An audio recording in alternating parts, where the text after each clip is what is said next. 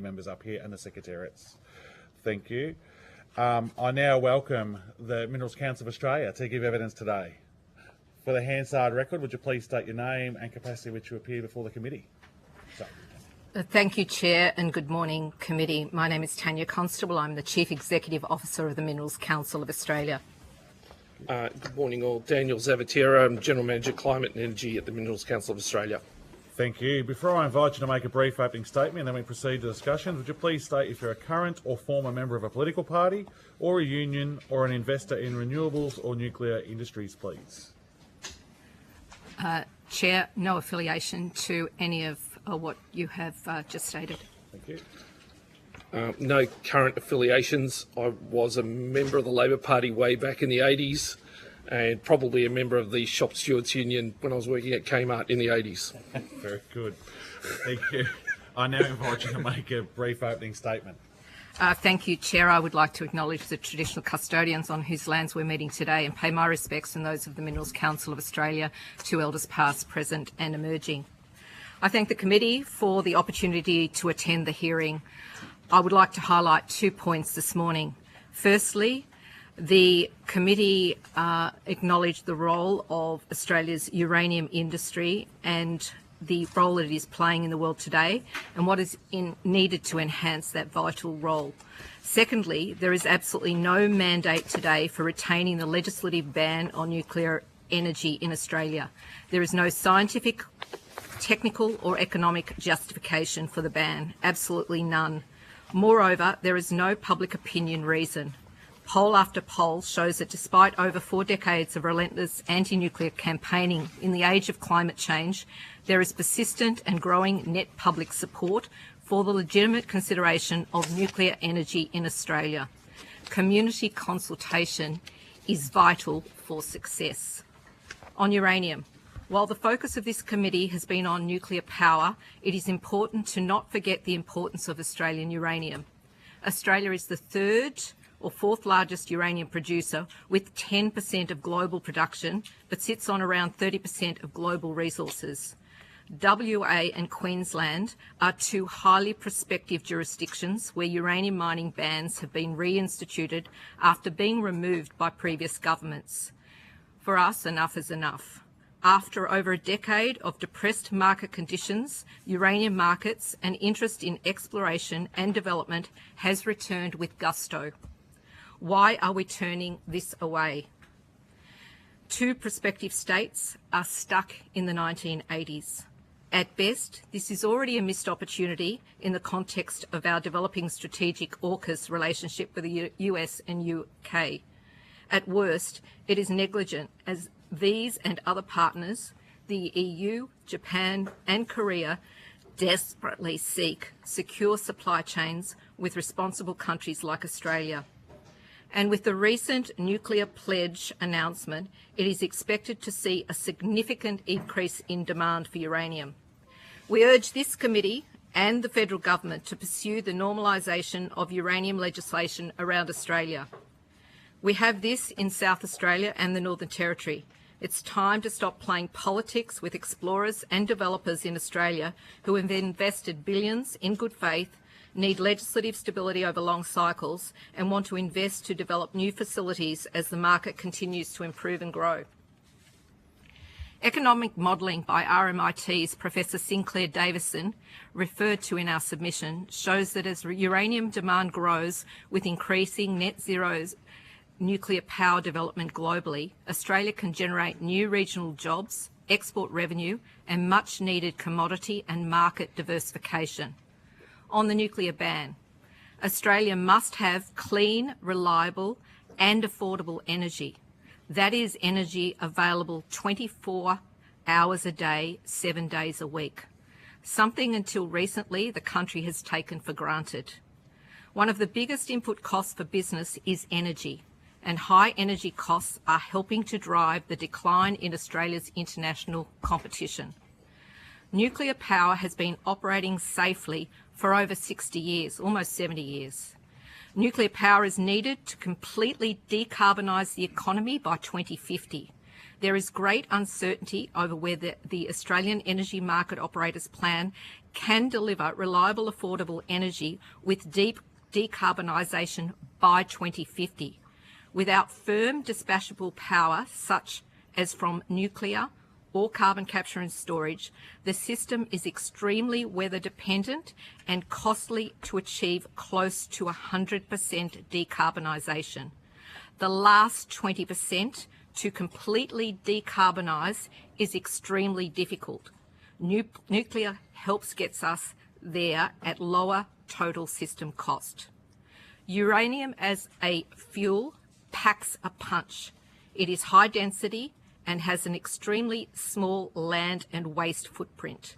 A golf-sized ball amount of nuclear material can provide a lifetime's amount of energy per person, and I have one of these for each of you. On decarbonisation, the MCA is committed to the principles of the Paris Climate Agreement. Our industry is seeking to decarbonise and, like all industries, needs all zero emissions technologies to be on the table. The inherent uncertainty over decarbonised pathways requires nothing less. In addition to an on-grid potential application of nuclear, innovation in small and micro reactors could have applications in regional and remote locations, including mining operations. A pilot 5 megawatt Evinci micro-reactor by Westinghouse is under construction at Saskatchewan in Canada and is expected to be operating in 2029. First-of-a-kind SMRs are being built in Wyoming and Ontario.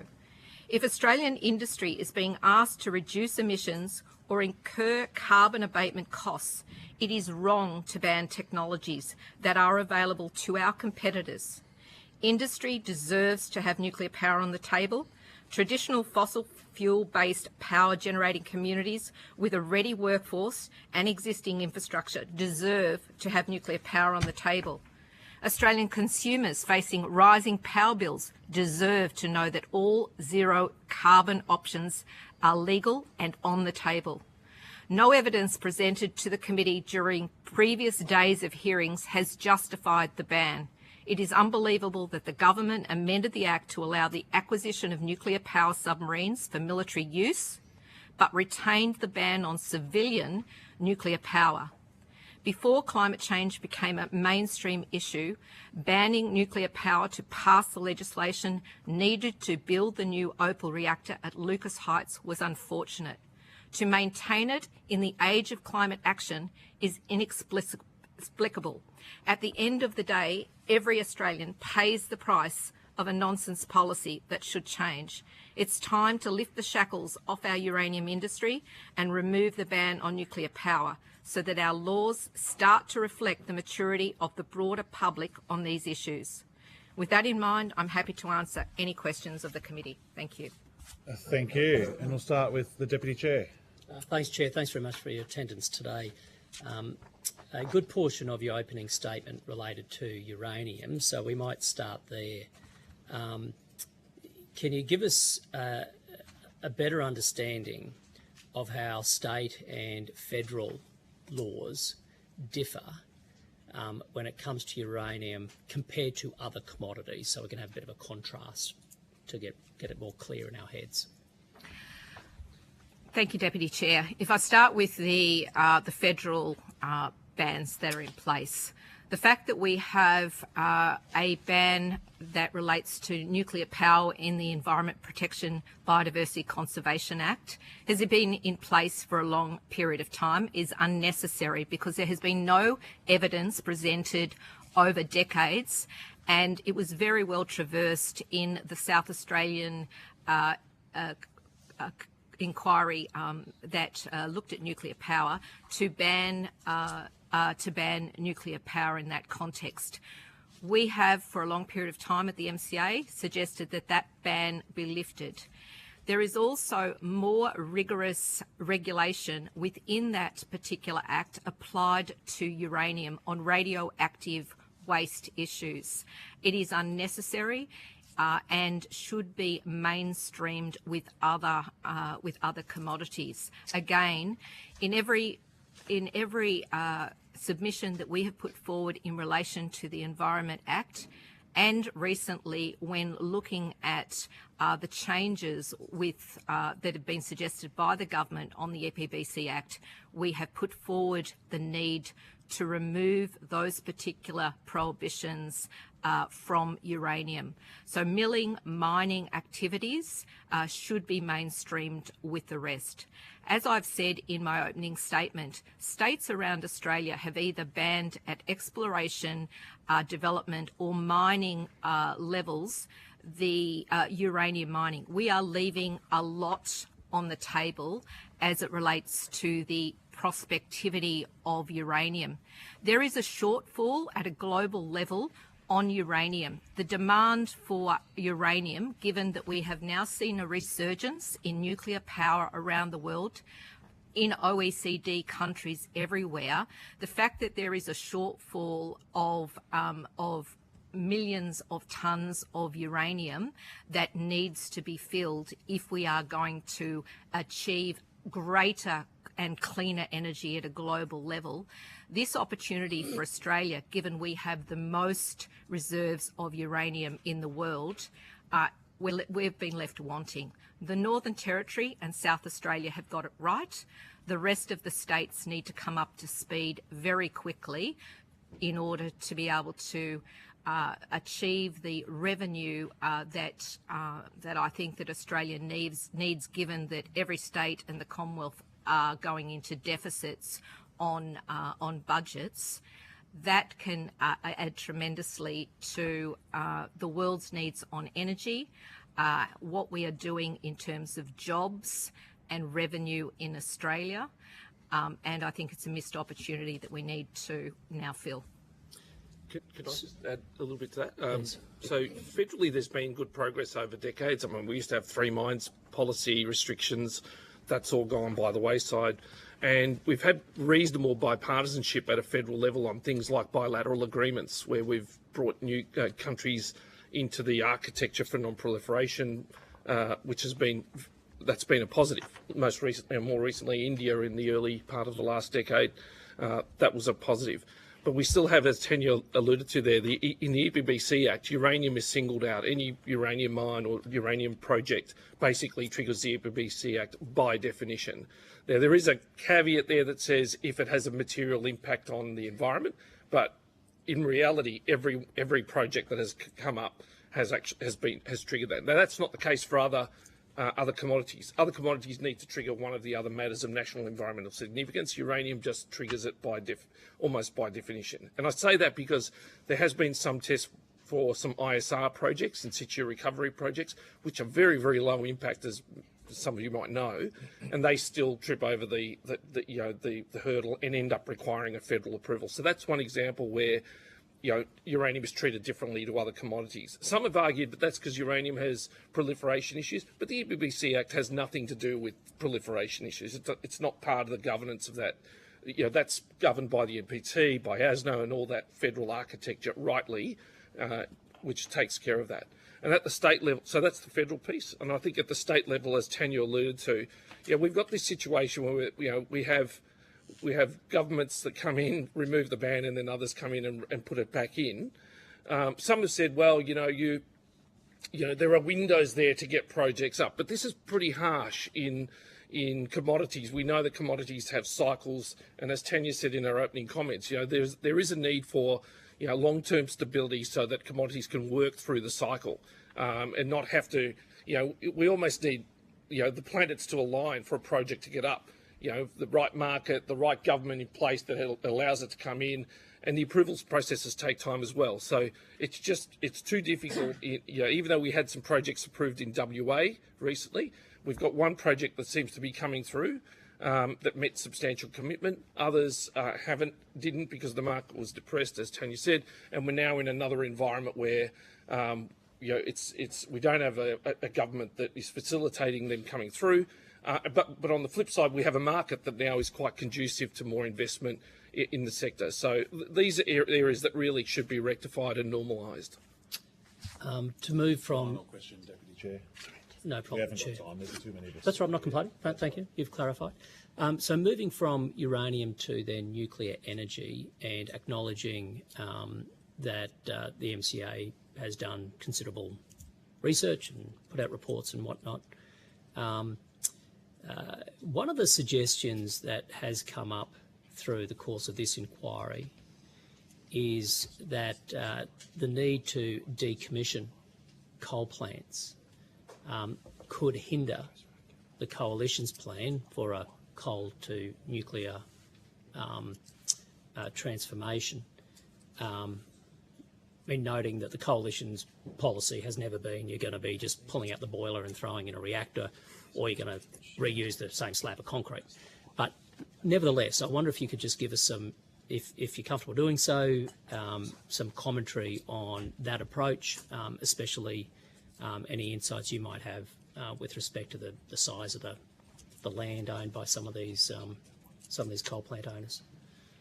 So I'll go back to work I did in 2007 that related to the Sikowsky Review, and I was given the responsibility to look at what it would take to implement the Sikowsky Review and the regulatory regime in Australia. So we looked pretty closely at sites around Australia without any particular sites in mind, just to understand from the work that needed to be done right at the very start, community consultation, stock take on the regulatory regime, what it would mean for decommissioning of sites, because coal was looked at that particular point, even that long ago, and then the full development of a nuclear power plant. There is room on all coal-fired power stations around Australia, and what has been suggested in the 7 sites in terms of site. You're not going to turn over a coal-fired power station and put a nuclear power station on exactly the same pad. There is room within these sites to actually start to site a nuclear power plant, whether it's a small modular reactor that's 70 to 300 megawatts, or whether it is a bigger plant, 700 to 1,000 megawatts. So the decommissioning of a coal-fired power station can happen alongside what is the planning and the build of SMRs or of a bigger facility. That is an absolute given. So there's, if you look at all of the sites, there is the site itself, and then you've got room on the outside, or you've got pads beside where you will see these power stations in most circumstances. Maybe not all, but in most circumstances. Where you are off-grid, and the mining industry, because we need power 24/7, like any industry that uses industrial heat, you have very big swathes of land where you can be siting these smaller reactors, micro reactors, smaller modular reactors that don't need the decommissioning. So it's going to be a matter of what is the need for a nuclear power station, what purpose, and where is it going to be sited? Is it on the grid, or is it off the grid around remote locations? I do want to say something on safety, and when we're looking at what we are seeing in particular areas. I can go straight to the Opal reactor, because we looked very closely at the Opal reactor that has a lot of space around it.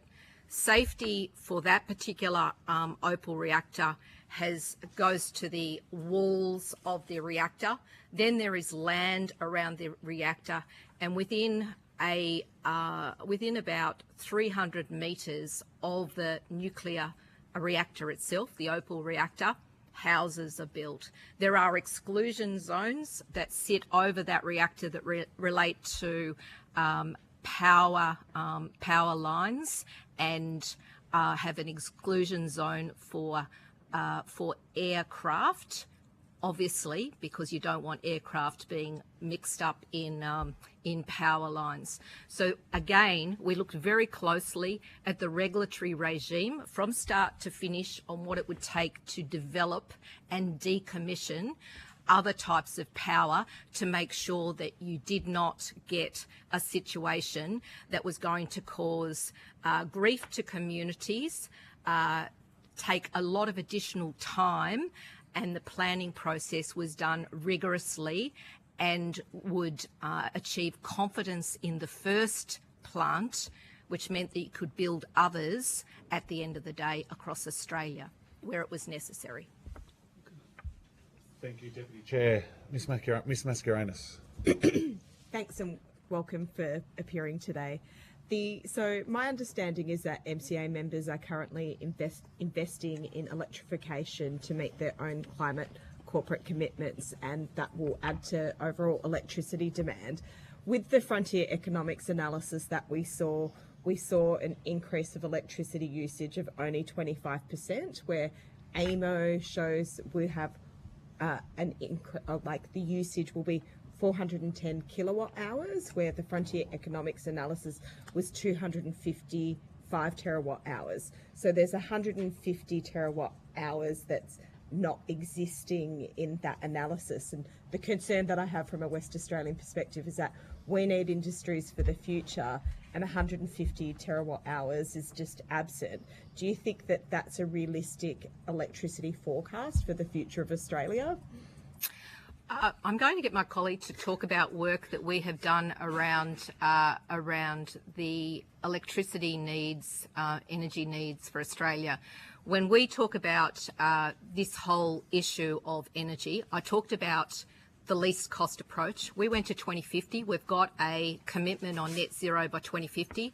We went to net zero at 2050 and we worked back. What is it going to take? So our industries want to see maximum electrification, because for our industry, we need to reduce the emissions that sit across all of our sites. So we are working on electrification of our sites across Australia. So we support renewable energy being on the grid as fast as we possibly can, and as much as it will take without the integration of renewables falling over along the way, because this is an engineering solution that is required, and we need to get that right. We would expect to see more renewables, and as much as we can to get on the grid. We will see gas that will help with the peaking. We should not let go of coal-fired power generation until that occurs. And I feel that at the moment, some states have got coal-fired power on life support, and as you all know, no energy company will invest for the long term in maintenance where they can't see a future. So little bits of 2 years, 2 years, 2 years is costly. There needed to be longer time frame for that coal to stay there to allow the switch over of renewable energy and allow the switch over to gas. But it's still not going to be enough. When we look at 2050, we have the last 20% to get us to 100% clean energy. That is very difficult. Every energy expert will tell you that across Australia, that last 20%.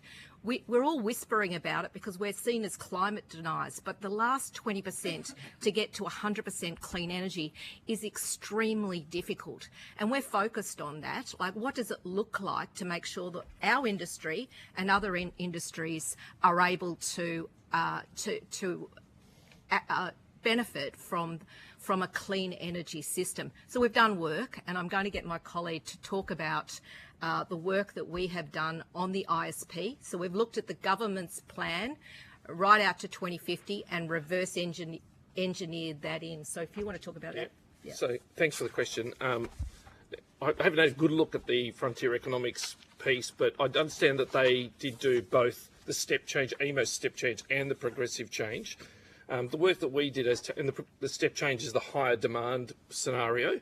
And I think you do need to plan for high demand because, as you say, electrification, not just in our industry, but a lot of industries are looking to decarbonise by electrifying processes where they can, and hopefully those go to an electricity system, either grid or off-grid, that's very, very low in emissions and emissions intensity.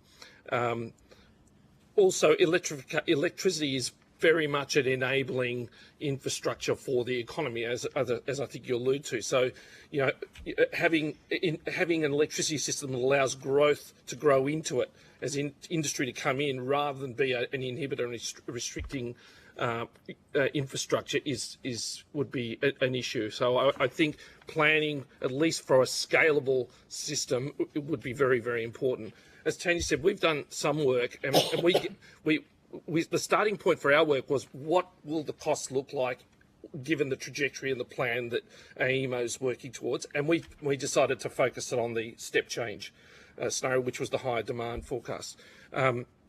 We found it very difficult to get to that. To get it to solve at really deep decarbonisation levels of 95, 97 plus % decarbonised. We were sort of getting to around 80 to 85%. We used an average weather year, 2050 year, in the modelling that was done for us. You could use a better weather year or you could use a worse weather year. And in a better weather year, you might be sort of 90 plus. Worse year, maybe 70, 75. And as Tanya said, you end up with a system that's very, very dependent on the weather. And therefore gas is making up the difference. So in a poor weather year, you end up having to burn more gas, and you end up having with more because that's more expensive as well. So it's very. And the other thing that was coming out in our modelling was you're moving a lot of demand around. Because you've got so much solar and wind in the system, you're trying to fit demand into the supply of power. So you want to be charging more EVs during the day. You want to be charging industrial facilities during the day to soak up the solar as much as possible. Hydrogen and ammonia industries are really focused on using that daytime power. So you end up with a system that's very much supply driven rather than demand driven, which is what we've had in the past. And the outcome of all that was, as Tanya said, that last 20%, the system really values dispatchable zero emissions power very greatly because it gives the system additional security, flexibility. You don't have to run all the industries based on when the solar power is generating highly or the wind is working highly. So that so you can have a relatively small amount of capacity, maybe less than 10% of the capacity of the system that generates 25 to 30% of the generation, and really works in concert with the renewables. So again, our work was sort of finding that a system with more technology options was giving a better modelled outcome at the very least in terms of both cost and system security. And unfortunately, nuclear is not very dispatchable, but what I do hear is that from a mining perspective, that electrification, rather than using diesel trucks to move dirt, but using conveyors, using electric trucks, using trains, is going to see a significant increase of electricity use, but that will be the cleaner electricity. The LNP policy for nuclear power is around it being government owned and controlled, and is that the model that you support from a nuclear power perspective? We haven't looked at whether it should be government owned or privately owned. It will be a combination of both. The reality is any new energy system anywhere in the world is supported by government in some way or another. If we look back to Snowy Hydro, it was built by government at the in the very early stages. Snowy Hydro 2.0 has been subsidised by government. The renewable sector, to get that up and running in Australia, received considerable subsidies and is still heavily subsidised through various programs. The gas industry and the coal industry were all supported by governments. We don't expect that nuclear energy would be any different to that. And I want to just repeat what I did say at the start, is that you need to have something that allows 24/7 power generation for industries that need industrial heat, not just mining, but a whole range of extractive industries. So nuclear energy delivers that in some form along with a portfolio approach. We advocate for a portfolio approach because experts across the world that are now implementing, that have learned from making mistakes. Germany is a jurisdiction. California in the United States is a jurisdiction. The United States, the EU in other countries, all made the mistake of a single set of changes to clean energy and are reversing that out. We don't want to make that mistake in Australia. A portfolio approach will get us a least cost approach for Australians. Thank you, Ms Mascarenhas. Dr Ryan. Thank you very much for your time this morning. You've claimed repeatedly that nuclear will could be provided at a lower total system cost, but I couldn't find the reference to that in your report. From where are you getting that data from? That comes from the IAEA in Europe, experts on nuclear energy. It comes from EPRI in the United States that are experts in citing power generation across the United States and across the world. It will come from a lot of the submissions that you have provided in the reports that we put forward. We're always citing that in our publications. So that least cost approach comes from a portfolio approach that countries around the world have provided lessons for the Minerals Council of Australia and for Australia, for governments and those that are involved in the industry. Okay, so I guess you're talking about data that comes from jurisdictions with an established nuclear industry and in most cases fairly long-standing experience with nuclear power generation. Which, would you accept that their experience might well be different from ours were we to embark upon a commitment to nuclear power in the immediate future, given just the nature of the Australian market and the fact that we already have a very well-established renewables industry? We have an established nuclear industry in Australia, Dr. Ryan. We have the Opal reactor in Sydney that is providing nuclear science. We have a regulatory regime that has already been stood up that supports nuclear energy. We have the best scientists and lawyers working on systems. In South Australia, we have the very best lawyer that has helped 7 countries across the world, Dr. Helen Cook. We have the University of New South Wales and the University of Sydney. I would say that this is a furphy. It is a convenient untruth that we don't have a regulatory regime that could support nuclear immediately. In fact, I believe, and I know, and again, I've worked on it in 2007 and have been an advocate for nuclear energy for a long period of time. We have a world-class skilled workforce we can stand up that we could be adding to along the way. Our Panzer and ASNO are the best in the world. They participate in all of the biggest forums or fora at a world level, and they are responsible for regulating what we have in Australia, including, unfortunately, uranium, which is classified differently from everyone else. So those 2 organisations can be added to in terms of their skill set and stood up immediately. So I don't accept that it will take 15 or 20 years. I believe if we get going now and we have people, the political will, bipartisan support for nuclear energy, we can get moving on this to make sure that in the medium term we've got an industry that we can be proud of alongside the rest. So world-class skills, world-class people, world-class regulation. And just to add to that, I think the flip side of your question, which is a good question, is, we don't want to be in a situation where we wake up in 20, 35, 40 thinking, geez, we are a bit stuck around this 80, 85% number, maybe 90 in a good year, maybe less. And we've got this big gas, bit that makes up the difference. And we look around the world and we see countries like the US and UK that have a mix. You're right, we are a little bit further beyond. We have no established nuclear power generating industry.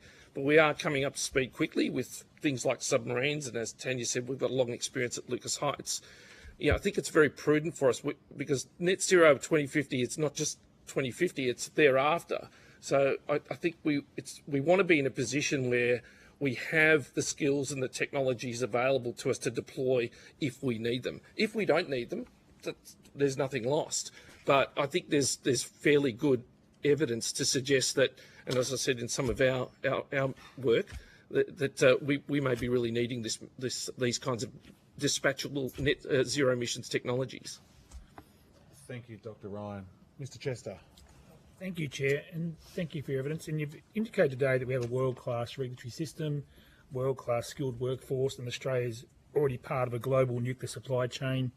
And I understand your evidence is that we could play a bigger role in helping the world decarbonise if the bans were removed. So my question really goes to a broader topic around the issue of social licence, which we had a lot of evidence on. From your experience, for the regional host communities that may hold a uranium mine or a civilian nuclear energy station, power station, can you describe for me the role the MCA has played now or previously or looking forward in terms of this social licence question with the regional communities, with our traditional owners? What would be MCA's approach to this issue of working with the regional communities which may host this infrastructure in the future? As I said in my opening statement, community consultation is an absolute must. If you don't get that right from the start, then everything fails. It doesn't matter what you're trying to do, and we know this extremely well in the mining industry. You have to consult from the very start. So the planning process, if you're going to do nuclear, you're going to do a mine, you're going to do any project, it doesn't matter what it is, renewables project, you have to consult with the community. Be upfront with the community. You're not going to have all the answers to start with, but if you don't start with the community consultation, there is no social licence to operate. So there are a variety of people you're going to have. Wherever you might be siting, wherever you might have Aboriginal and Torres Strait Islander people that are located also in that vicinity because they will have rights. You will have people from the community, like farming communities across Australia, where you might be putting, you might need to inform them about what you're trying to do. So being upfront, making sure that they are part of the planning, part of the decision making, and not having things imposed on them the whole way along is going to be key to success. We have learned that at the MCA. In our committees, we talk about the regulatory regimes and social licence to operate, sustainability of our industry all the time. And this is key to success. I think what we've seen in a good example of what we're seeing on critical minerals, just as an analogy in Victoria, we've had some issues that sit at a community level with some companies because a lot of the community are facing a whole bunch of new industries that look like they're being imposed on them at the same time. So there's a lot of competing interests and a lot of uncertainty for those communities. So what they want is they want information. They want it to be factual. They want to know what it means for them and how they can participate. And once they understand that more, then there is largely more acceptance. So on that point, Ms Constable, my colleague Mr O'Brien's indicated... Thanks, Chair. My colleague Mr O'Brien's indicated that the approach the Coalition is taking is a 2.5-year consultation period with independent experts to assess the 7 potential sites. Given your evidence there that it's important to be upfront with the community and indicate you don't have all the answers at this point, but you will go through an extensive consultation process. How important will the MCA be or other sources of facts be rather than the potential scare campaigns that have been referred to previously? I mean, how important is it that we get some facts out there for these communities so they can make an informed decision and understand what the potential benefits might be for their regions? For the last 6 years, we've put out factual information as it relates to uranium and nuclear. Only factual information that has been peer-reviewed by the best sources around the world that we can get access to. So factual information is extremely important. That way you stay out of the politics, you stay out of of anyone that has ideological views or investment interests as individuals. And the MCA represents a very broad range of different companies with different interests, but we don't, and I certainly don't, hold any shares in companies, so that we can make sure that factual information is put out there, because it can be scrutinised very clearly and very carefully. That's very important. So we will continue to do that.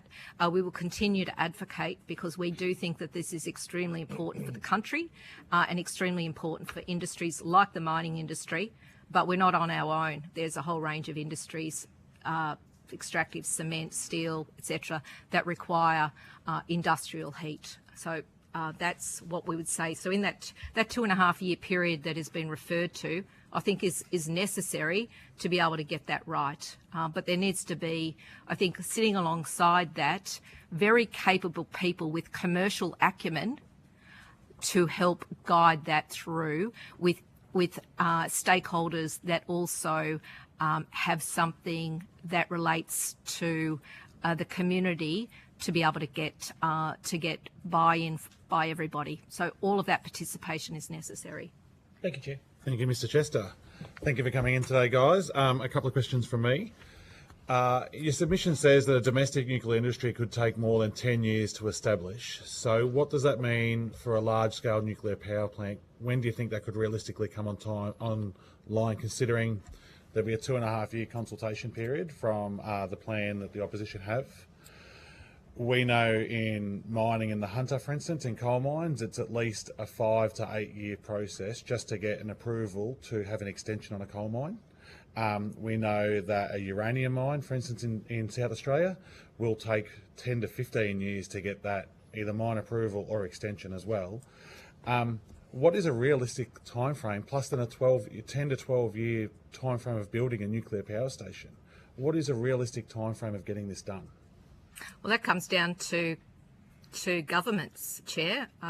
We have been advocating for a long time to get planning approvals cut dramatically, not at the expense of the regulation, but there is no reason why planning approvals cannot be halved or even greater than that if you've got the will to be able to do that. So governments, whether it's federal or whether it's state, planning approvals coming together, so you've not got competing interests between the federal and the state jurisdictions, because there's a lot of conditions, thousands sometimes, where there's crossover. That all should be dealt with, and we've been advocating, the MCA has been advocating very strongly to do that. As I said, you've got the regulation regime already there, ASNO and our PANSA lead that. So you're topping that up. You're working on that straight away. You've got your planning approvals going.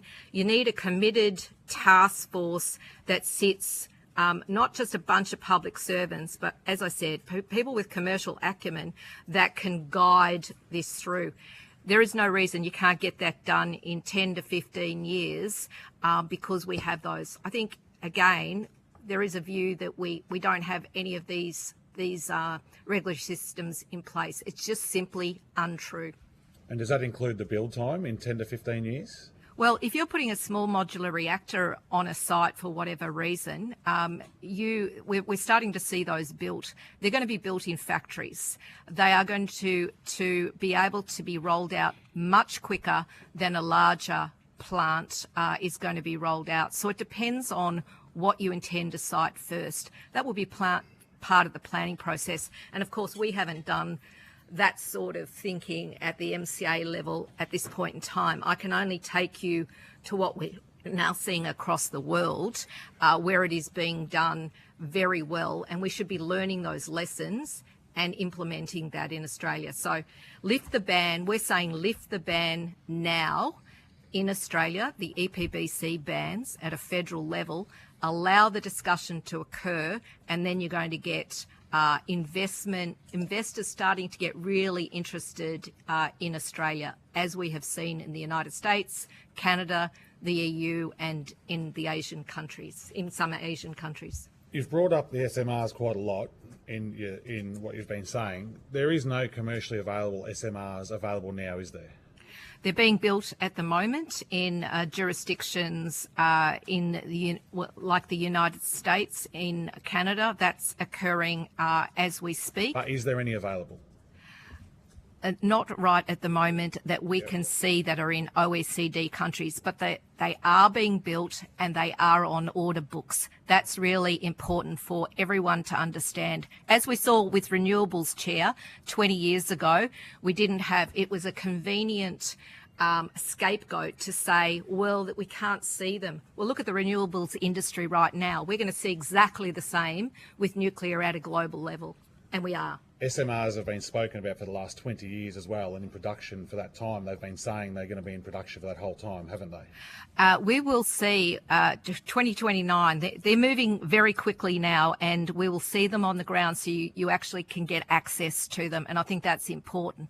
Being built now is what I am arguing. They are being built, and we will see more. No worries. Thank you very much for your time today, guys. If you've been asked to provide any additional information, including questions on notice, please